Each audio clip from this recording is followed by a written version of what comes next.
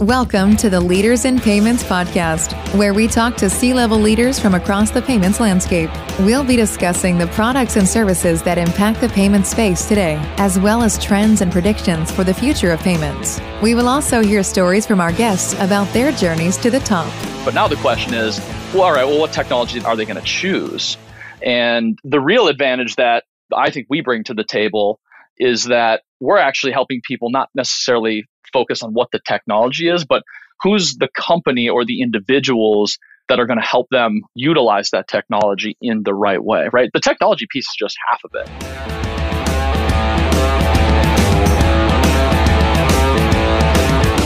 That was Paul Hadfield, CEO of TRNXN Company. And this is episode 160 of the Leaders in Payments podcast, and I'm your host, Greg Myers. It all started for Paul in the basement of a dental office at a startup ISO, and now 20 years later, he's on to his third payments company. Paul rightfully believes the point of sale is really the central nervous system of any business. It can manage and connect every single moving part of a company. So TRNXN Company was created for the retail and restaurant verticals, and it is Paul's belief that in order to build a successful ISO and profitable payments company today, you have to leverage technology and service. So what's their business model? According to Paul, they're not just a payments provider, but rather a small business consultant. We also talk about what payments looks like for the retail and hospitality industry over the next 2 to 3 years, including everything from a spike in QR code implementation to how long it will take before crypto makes it into the restaurant space. We've got a great episode ahead, so let's get started.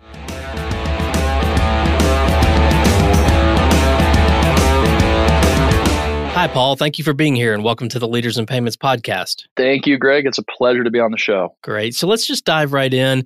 Tell our audience a little bit about yourself. We'll dive deeper into your professional background in a minute, but maybe talk a little bit about where you grew up, where you went to school, and where you currently live. Sure. I grew up in a small town in Minnesota outside of the Twin Cities called Stillwater. Actually, that's the town where I lived when I got my start in the payments business. I was going to school. Well, I went to Stillwater High School, then I went to a small private school called Hamline University. While I was there, I discovered the world of sales, and that led me into the merchant services business. Lo and behold, I didn't last too long in school once I discovered this wild industry of payments. And I've been doing the same thing ever since. This is about 20 years now. So about half my life I've spent in this industry. I moved with my family out to the West Coast in Orange County, California about 4 years ago. And that's where our current company, TRNXN Company, is located, and that's where I reside today. Awesome. Well, let's talk about the company. So tell the audience what TRNXN Company does. And let me preface this with, for those of you listening, if you go to look it up, it's TRNXN.com or TRNXN, just so when people hear it and go to look for it, I don't want them to type in the word transaction. So just wanted to bring that up since this is a audio only podcast. But go ahead, tell the audience about your company. Interested to hear what you're doing. Yeah, I appreciate that. So the name TRNXN, we were chatting about this a little bit earlier, Greg, but we wanted to come up with a name that was traditional, but had a modern feel to it. So we kept saying internally that we're building a modern transaction company, but how could we name that? How could we brand that? And so changing the spelling of transaction to TRNXN to us just felt right. And so that's the brand, TRNXN Transaction Company, TRNXN.com. So we design, implement, and support custom payment solutions. And really what we mean by that is our clients, which are mostly retail and restaurant businesses, I would say in the last 5 to 7 years, as many of you know that are in the industry, technology has just grown by leaps and bounds. And it's gotten to the point now where the point of sale is really the central nervous system of a business, if set up and utilized correctly. So the POS today can manage every single moving part of a business and connect every moving part of the business, not just from payments and cash management, but automating sales tax to integrating online orders to employee scheduling that's integrated down to the time clock, digital gift card sales from online to redeeming in store. Just about everything that is related to commerce can be utilized on the point of sale and integrated on the point of sale. So when we meet with a new client, we figure out what are they doing today? What would they like to be doing? What are the goals for their business? And we're going to take all of that and combine it with our knowledge, as well as what other clients that we have that might look and feel like those existing or those prospective clients. What are they doing that's allowed them to be successful? So with that, we'll create what we call a project design, which includes from front to back, point of sale, payments, and every piece of software that we think can accomplish all of those things that we discussed. And we implement and support that system from on-site installation to on-site training to round-the-clock support for all of those systems and services after they go live. Okay, and you mentioned a couple of verticals. Are there others that you work with or just those two? The majority are going to be retail and restaurant, but we have clients in just about any industry. I would say 90% of our business is in the hospitality space. About 5% of our business is kind of in the specialty grocery, if you will, smaller grocery stores or delis. And then the remaining 5% is all across the board. We service all different types of businesses and verticals. So we don't necessarily limit ourselves to the types of businesses that we work with, but we definitely have a core focus in the restaurant, bar, hospitality, and retail space. Are you operating just in the US right now? Currently, yes. Okay. And then given that you've mentioned software many times, is the model, are there SaaS fees and transaction fees? Sort of how is your pricing? Yeah, it's very specific to the client. So our fees will range from, of course, merchant services fees and various software fees, depending on what types of software we're recommending for that business, as well as point of sale software fees, specifically if it's a cloud-based point of sale system. And we also generally will charge monthly support contract fees, which cover on-site support and technical support. So we bundle that all up into a package where essentially there's a monthly subscription cost for all of those services. And then, of course, there are payments fees. And then how do you go to market? Do you have a direct sales force or partner channels or a little bit of both? Today, it's both. The first few years of the business, in fact, my first 19 years of the business was really all of my businesses have always been direct sales organizations, really predicated on cold calls, referral relationships. Up until recently, actually, it was only that way. And in January, which is when we did our rebrand to TRNXN Company, we launched a ISO and agent program.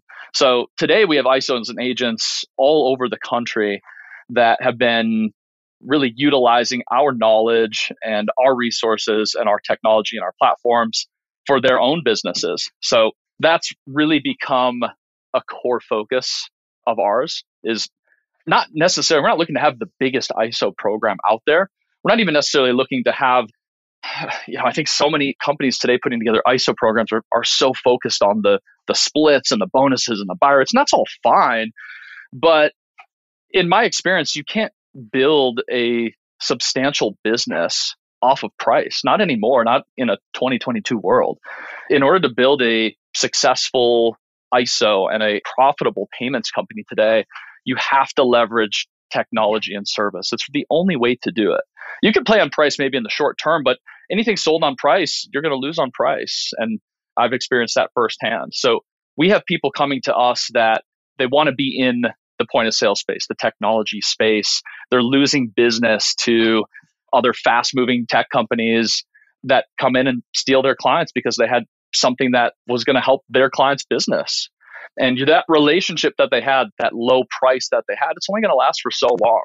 So we're helping ISOs modernize their business by helping them modernize their client's business. It's interesting.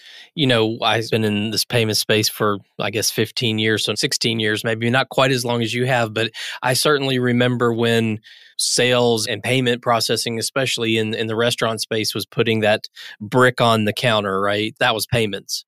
And today, it's really software, and I look at it similar to you as that POS is the operating system for these small businesses. I'm just curious, how receptive are they to that? When you walk into a restaurant that maybe is much more traditional, how hard is it to convince them that, hey, this is your operating system, this can run your business? Can you talk about that a little bit? Yeah.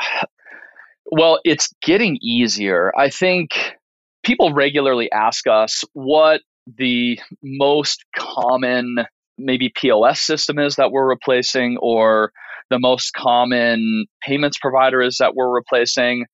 And it's so fragmented. There's no consistencies that are out there. We'll have anything from a large bar or restaurant that's still running on old Verifone terminals and handheld tickets to a full service white tablecloth restaurant that opened up a year ago that may be on another modern cloud-based system, but they simply just didn't have the hand-holding support that they needed to make that high-powered device actually power their business properly. So I think people are definitely becoming more receptive than they were 5 or 6 years ago. A handful of years ago, convincing somebody to move from an older legacy type of a system or process to a new modern type of a process was kind of pulling teeth.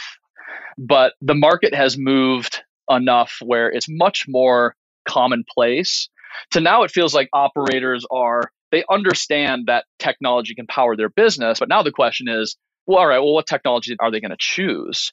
And the real advantage that I think we bring to the table is that we're actually helping people not necessarily focus on what the technology is, but who's the company or the individuals that are going to help them utilize that technology in the right way, right? The technology piece is just half of it. You can have the same exact technology in two businesses next door to each other, and one could have had the greatest experience in the world, and the other is ready to tear it out at a moment's notice.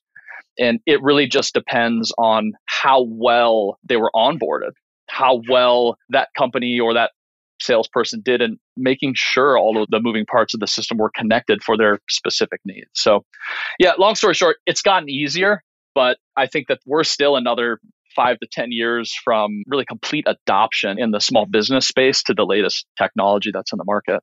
Okay. I think I know the answer to this next question, but I'm going to ask it anyway. But what differentiates your company from your competitors out there? It's our service, without a doubt. For sure, it's our service and our support. We don't have to beat a dead horse here, as they say, but I think I can sum it up by saying that each of our customers has text message relationships with the folks on our team, whether that's directly or our main support line. So we tell all our customers, hey, here's our support line. Call it, text it. If they're texting, whether during hours or after hours, those are routed to a team of people that know, hey, our job is to get back to this customer ASAP, even if it's to let them know we got your message and we're going to get you an answer. Our clients are never left hanging no matter what the issue is, large or small.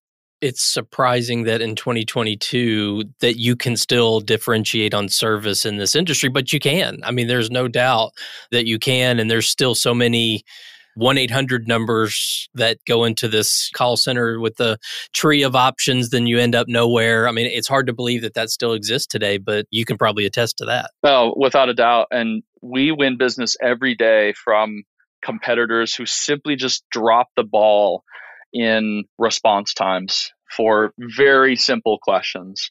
Clients that just need a simple question answered are looking for something basic and just can't get someone to talk to, or they're given a ticket number and put in a queue and they call and follow up and they're still waiting and they're waiting. And eventually they just throw their arms up and they say, you know what? We're going to work with somebody who seems to care about our business. It might not even be that they didn't like the technology, but at some point, if they're not getting an answer that they need, or they feel like they're with a company that's not going to support them, it's not a long-term solution. Yeah, that's amazing. It's definitely something to differentiate on. So let's move on to stepping back from the company and let's talk about the industry a little bit. Where do you see payments heading in the next, say, 2 to 3 years? In the next 2 to 3 years, in that soon of a time span, I don't think we'll see any major changes. I do think that we're going to start to see, which we started to see during COVID, not necessarily the introduction of QR codes, but they definitely became more commonplace. I think that we'll see more and more QR codes being implemented for quick scanning to order and pay at the table, not just for pulling up menus, right? That's kind of where we've all seen it at restaurants. So scan this QR code for our menu, and they don't have to hand it out. So I think we're going to see more QR code technology that in some cases is going to be replacing staff members. I mean, with rising costs of food and labor shortages, we have many clients that are looking for alternatives. And the QR code technology that certainly can't replace the human touch of a server, but can maybe help bridge the gap between not having enough employees on staff of letting that customer scan the QR code. Here's your menu. But by the way, you can also order from this menu, and that order is going to fire right to our kitchen. And when you're ready to leave, you can pay from that same QR code and settle up your tab, and it's going to report right back to the POS. So we're definitely going to see more and more of that in the coming 2 to 3 years. Do you think that things like crypto ever get into the restaurant space? Oh man, it's hard to say. I think it would be silly of me to say that they won't ever get into the space. I just don't see it happening in the near term. I honestly think we're 10 years away from crypto being into the brick and mortar space. We've had, out of all the businesses that we work with, we've had 2 customers ask us if they can accept crypto payments on their point of sale. And when asked if they've had a customer that has asked if they could pay with crypto, they've both said no. They just want to be prepared. So out of all the clients we serve, there has not been any demand other than just curiosity. So I think that answers the question right there. Yeah. No, it does. It definitely does.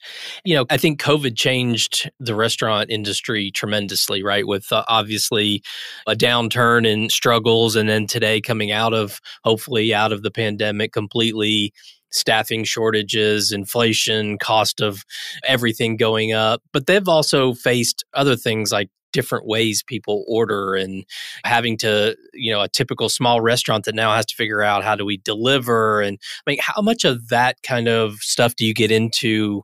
Because at the end of the day, there has to be a payment made in all of those situations. So just curious how much of that you run into. Tons. We're involved in all of it, right? So I think part of our job as looking at ourselves as not just payments providers, but truly small business consultants at the end of the day is anything that has to do with a financial transaction, we are involving ourselves with and trying to make that process easier or less expensive for the business, or maybe it's something that's more expensive, but it's going to drive more sales. So as a big example in online ordering, if folks listening to this don't know, most third-party delivery companies, the DoorDash and Uber Eats of the world, are charging anywhere from 20 to 30% typically for an online order. So if you're placing an order at your favorite restaurant on DoorDash for delivery and it's a $100 order, chances are $20 or more are going back to DoorDash for their fees. And if you also don't know this, restaurants' profit margins are typically less than 20%. So when you start to do the math, DoorDash and Uber Eats, it really becomes a modern day cash advance for a restaurant. They're getting all these funds up front, but at the end of the month, these companies are coming back and they're charging these astronomical fees to deliver food. So we're helping clients move away from these platforms, which, by the way, are also controlling your data, and they're marketing that restaurant's competitors to the customers while they're in the process of ordering. But we're transitioning them to different platforms where they're actually controlling the customer's experience. And we're also helping them either implement their own delivery platform or leveraging a delivery company's driver network. So we have partnerships with companies like DoorDash and their DoorDash Drive platform, where for a small flat fee, they can just utilize DoorDash's drivers without having to pay a percentage, without having to be on DoorDash's network. And most of our customers just pass that delivery fee off to their customers. So now not only are they not paying 20 to 30%, but they're actually breaking even and paying the same as they would if a customer does a typical carryout order. So we try to look at every single piece of their business with that same type of magnifying glass, because the more that we can, the better off that business will be in the long haul, the better our relationship is with them, the stickier that client becomes. Okay, makes perfect sense. So let's switch gears a little bit and talk about you. So tell us about your journey to becoming the founder and CEO of the TRNXN Company. Yeah, well, here's an interesting story that I always like to tell. So when I grew up in Minnesota and I was in college and I had my introduction to the payments business, I answered an ad in a local paper, which is how you found jobs back in the early 2000s. And I went to maybe 45-minute drive outside of the Twin Cities to small ISO's office. And I remember their office was in the basement of a dental office. You had to go around the back. There was a door. You had to go down the stairs. And so I park my car, I go down the stairs, walk into this dentist's office, into the dentist's office basement. And here's an office. There's some people in there working away, and there's no windows. And it kind of felt like a bomb shelter in there. And I was like, I don't know about this. I turn around, walk up the stairs, get in my car, turn on my car, and I realize I'm basically on E. I don't have any money. I probably have enough gas to just get back to the house I was renting with 4 other old college roommates at the time.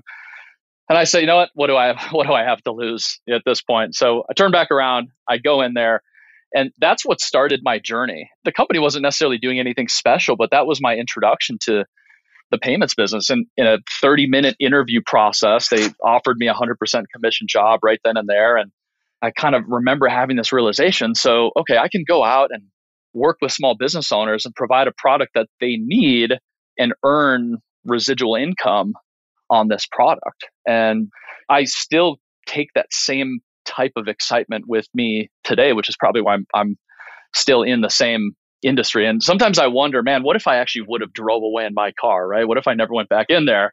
I'd be living an entirely different life than I am today. I met my wife in this industry. It's amazing what those small decisions in life, if you look back, how that would have changed things. I eventually left that company and started my first ISO, which is called Aero Payments, who's still in business today.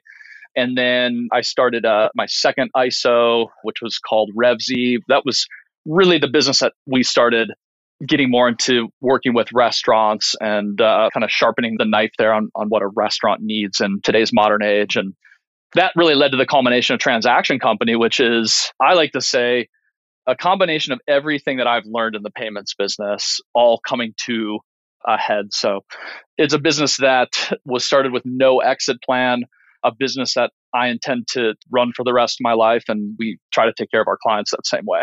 Awesome. So what are some things you're passionate about? So maybe one business passion and one personal passion. One business passion, one personal passion. So let's go in reverse order. So personal passion, I think first and foremost for me is being a husband, being a dad, being a family man. If I'm not working, I'm with my family. And we have the benefit of living in beautiful Southern California. So we're always out of the house. We're out and about. We're going to beaches. We're going to restaurants. We're going to parks. And I spend every free minute I can with my family. So that's definitely a passion of mine. The few minutes that I get to myself, we built a kind of a powerlifting gym in the garage. That's where all my aggression comes out is starting the day lifting heavy weights. And I've got 2 girls and a boy at home. And my son he's already trying to lift weights. He's about a little over a year and a half. And that's hilarious and super cute to have a little shadow mini me running around. So from a business standpoint, I think the things that I'm most passionate about are, I think, the long-term customer relationships that I've built that have turned from not just customers, but to friends. You know, I've had some customers invite me to their kids' birthday parties and things like that. I think those things are really special to have those relationships that develop into friendships. And then in addition is having employees that after a period of time working with them for a year or 2 years, they kind of get a foothold in the industry and are people that are really starting to make their own impact in the business. That's always fun to see, feeling like, you know, I had a small part in that, introducing them to the business. And I didn't really have a mentor in the industry early on. And so trying to be that person to those folks as they build those careers is quite valuable. Okay. Yeah. So similar in vein of what you're talking about there is the next question, which, having been in this space for a long time, I sort of fell into it and haven't gotten out of it. But there are people today who can take college courses about fintech and they see all the money being invested in payments and fintech. So they look at it as a career opportunity. So what advice would you give someone, say, coming right out of college, they want to get into payments? What would you tell them they need to do to be successful? Well, I would actually say, kind of like I was saying, I would find a mentor. I would find somebody. There's this old saying that is, if you find somebody that has what you want and you do what they do, you'll get what they got, right? So I would find somebody that's in a position that you aspire to be in. And you're probably going to have to find multiple people, because I think you could learn more in spending 3 to 6 months and a year, if possible, just getting as close to those folks as possible to just soak in their knowledge. So whatever that takes to get close to those individuals, whether that's be an intern, whether that's be an assistant, whether that's any possible role where you can learn from the leaders in the business of somebody in a position that you aspire to be, I don't think anything could replace that. And in the financial industry, I think there's a benefit of, there's a lot of different events. There's a lot of different trade shows. Our company, we just got back from the Electronic Transaction Association show, which happens every year in Las Vegas. And although the industry is big, it's not that big. You can attend these shows and rub elbows with founders and presidents and CEOs of large fintech firms and start to build these relationships and getting outside of your comfort zone, starting conversations and building rapport and maintaining these relationships can really be a great starting point and jumping off point for a successful career. Yeah. Having mentors and building relationships. I mean, that's great advice for anyone coming out of school. Well, Paul, we've covered a lot of ground about your company, about your view of the future of the industry, a little bit about you personally and your journey. Is there anything else you'd like to add before we wrap up? I appreciate you having me on, Greg. I would just like to thank you for creating this podcast and really giving back to the payments community. And it's definitely a business that I'm passionate about, and I know that you're passionate about, and providing resources to folks to just learn more and learn how to do things, and more importantly, how to not do things is invaluable. So I really appreciate the time and the opportunity. Yeah, absolutely. So what would be the best way for people to learn more about the company? Our website, TRNXN.com. If you'd like to go to my personal website, it's Paul Hadfield, HADFIELD.co. You can always email me too at paul@trnxn.com. I typically respond to everybody unless you're trying to sell me something without knowing who you are. So feel free to fire away. Okay. And we'll include that information in the description of the podcast as well. I appreciate that. Sure. So, Paul, thank you so much for being here today. I really appreciate your time. I know you're very busy, so thank you so much for being on the show today. Thank you, Greg. I appreciate it. Absolutely. And to all you listeners out there, I thank you for your time as well. And until the next story.